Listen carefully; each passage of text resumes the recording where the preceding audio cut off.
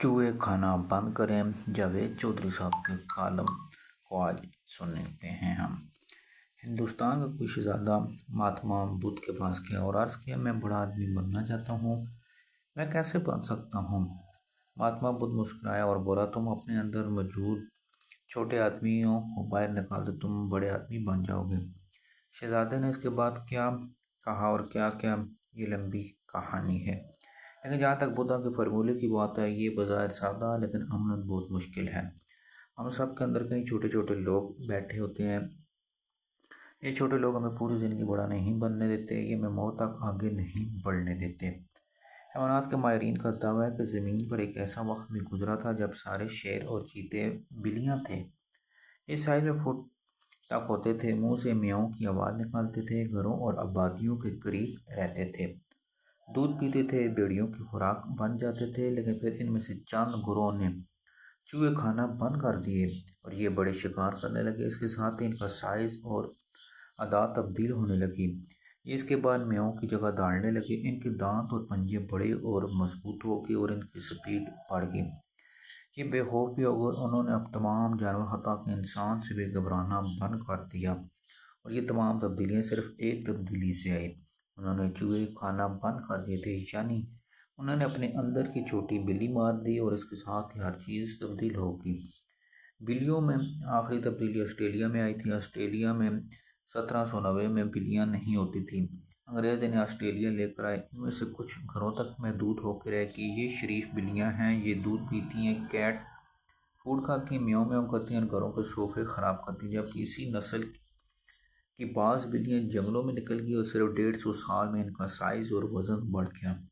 यह 15 से 20 किलो वज़नी और अपने से कई गुना बड़े जानवरों को शिकार करती हैं। माहिरीन का ख्याल है कि अगली चंद दहाइयों में चीता या शेर बन जाएंगी। सवाल यह है कि कैट की ये नस्ल सारा दिन खिड़की या सोफे पर लेटी और म्याऊं म्याऊं करती है और इसी का वज़न किलो से 2 किलोग्राम तक रहता है।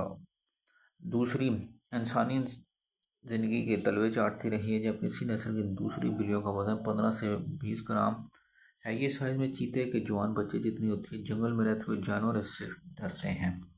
इन दोनों में एक फ़र्क क्यों है? दूसरा सवाल, इन दोनों के फ़र्क को ज़्यादा अरसा भी नहीं गुजरा। ये दोनों 1790 में ऑस्ट्रेलिया आई थी, लेकिन 150 वर्ष में एक बिल्ली पालतू बन गई और दूसरी शिकारी क्यों?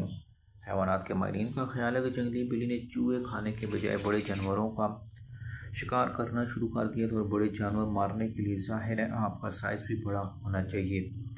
यूँ ये बिल्लियाँ तेज़ी से बड़ी, वज़नी और मजबूत होती चली गई, जबकि दूसरी तरफ घरेली बिल्लियों ने खुद को कैट फूड चूहों आरामदेह माहौल तक महदूद कर लिया। यूँ ये छोटी, बुज़दिल और हल्की रहेगी। लिहाजा ऑस्ट्रेलियन बिल्लियाँ ये हमें सबक देती हैं कि बिल्ली अगर आज भी अपने अंदर की बिल्ली मार दे, ये अगर आज भी चूहे खाना बंद कर दे, तो ये चीता या शेर बन सकती हैं, जबकि हम बिल्लियों से हज़ार दर्जा बेहतर हैं। हम अशरफुल मखलूक़ात, हमें खुदा तक से हम कलाम हो सकते हैं। चनाचे ज़रा सोचें, हम अगर अपने अंदर के छोटे इंसान को मार दें या बाहर निकाल दें तो क्या हम नहीं कर सकते? हम क्या से क्या नहीं बन सकते? दुनिया के तमाम बड़े इंसान हम जैसे इंसान होते हैं। हम शक्ल, वजूद, खुराक, खौफ और तहरीक सब में बराबर होते हैं। हम सबको सर्दी में धूप, गर्मी में साया अच्छा लगता है। हम सबको खाने की खुशबू पे बस कर देती है। हम सब खूबसूरत होते हैं। हम सब ज़िंदगी में आगे बढ़ना चाहते हैं। हम सब मौत से डरते हैं, लेकिन इसके बावजूद हम में से बाज़ आगे बढ़ जाते हैं और बाज़ पीछे रह जाते हैं। हम में से बाज़ कामयाब हो जाते हैं, बाज़ खुद को नाकाम समझते हैं, बाज़ का अखलाक की कद काठ बुलंद हो जाते हैं, बाज़ तंग इंसानियत बन के रह जाते हैं। आखिर क्यों? इनकी वाहिद वजह हमारे अंदर मौजूद छोटे, बेईमान, धोखेबाज और बेअसूल इंसान हैं।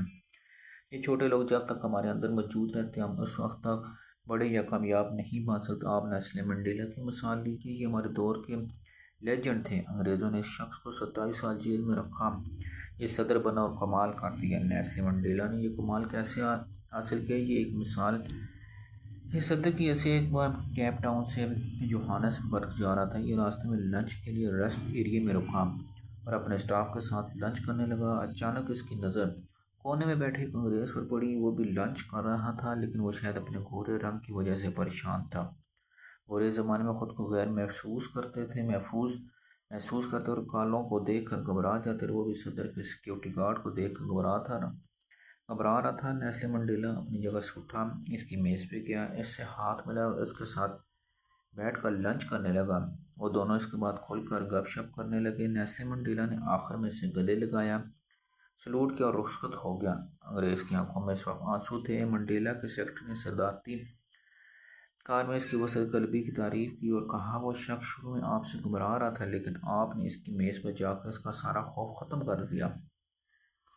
नेस्ले मंडेला मुस्कुराया और फिर बोला, ये शख्स मेरे लिए नया नहीं है, मैं इसे पुराना जानता हूँ। सेक्रेटरी ने हैरत से पूछा, कैसे? नेस्ले मंडेला ने जवाब दिया, ये रोबन आइसलैंड में मेरी जेल के सेल का इंचार्ज था। मंडेला ने इसके साथ लंबी सांस ली और फिर बताया, मुझे एक रात शदीद बुखार था, मुझे बेताशा प्यास लगी थी, मैं इसी आलम में सेल की सुलाखें बजाने लगा। ये आया तो मैंने इससे पानी मांगा, लेकिन इसने जवाब में मेरे मुंह पे पेशाब कर दिया। यह आज 10 वर्ष के बाद मुझे देखकर घबरा गया था। मैंने इसे पहचान लिया और मैं सिर्फ इसे ये बताने के लिए इसकी मेज़ पे गया कि माजी माजी हो चुका और वो ख़त्म हो गया, तुम भी मेरे साथ आगे की तरफ हो मूव करो। मैंने इसके बाद इसके साथ जेल की अच्छी यादें ताज़ा की। हम वहाँ वॉलीबॉल खेलते थे, गाना गाते थे और मैंने वहाँ बोगन बेल भी लगाई थी, वो आज भी मौजूद है। हम दोनों ये सब किया और मज़े से लंच किया। नेस्ले मंडेला ये बताने के बाद मज़े से अखबार पढ़ने लगा, जबकि ड्राइवर और सेक्रेटरी अपनी आंखें पूंझने में मसरूफ़ हो गई। ये वाक़या साबित करता है कि नेस्ले मंडेला ने 27 साल की जेल के बाद अपने अंदर के इंतकामी इंसान को बाहर नहीं निकालना। चनाचे इसे मुँह पर पेशाब करने वाले जेलर को देख के भी गुस्सा नहीं आया।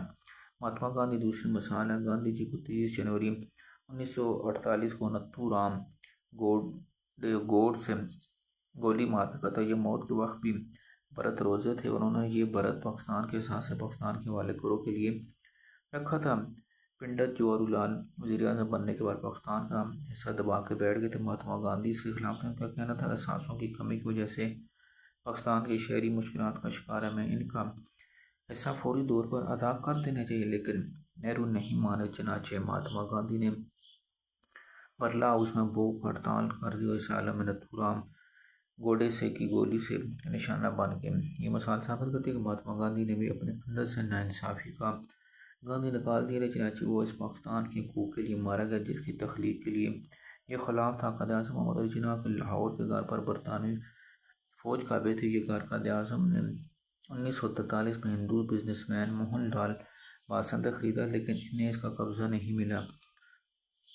ये बात ऐसा कोर कमांडर हाउसमैन और पीटीआई के कारकुनों ने इसे 9 मई सन 2023 को जला दिया। क़ायद आज़म 1947 के बाद गवर्नर जनरल बन गए, लेकिन उन्होंने घर के कब्ज़े के लिए कोई हुक्म जारी नहीं किया। इनका क्लेम और रूटीन के मुताबिक अदालत में चलता रहा, यहाँ तक कि क़ायद आज़म के घर के कब्ज़े के बगैर दुनिया और उससे रुख से ये साबित करता है क़ायद आज़म अपने अंदर से हर्ष, लालच और अथॉरिटी के ज़ाती इस्तेमाल का इंसान पर निकाल दिया। हम इसके बाद अगर दुनिया के कामयाब तरीन लोगों को देखें तो हमें महसूस होगा इन लोगों ने भी अपनी अपनी ज़ात से सुस्त, बेअसूल, बेमरवत, नालायक और वक्त ज़ाया करने वाले इंसान निकाल दी। चनाचे ये दुनिया में तरक्की कर रही। आप भी अगर किसी दिन आराम से बैठ कर सोचें तो आपको भी अपने अंदर बेशुमार ऐसे छोटे इंसान मिलेंगे जो आपकी तरक्की और बुलंद कामती के रास्ते में रुकावट बनकर। आप यकीन करें ये छोटे इंसान आपकी तरक्की के रास्ते की वाहिद रुकावट है। ये आपको आगे नहीं बढ़ने दे रहे। जब तक आप इनसे जान नहीं छुड़ाएंगे आप उस वक्त तक कामयाब नहीं हो सकेंगे।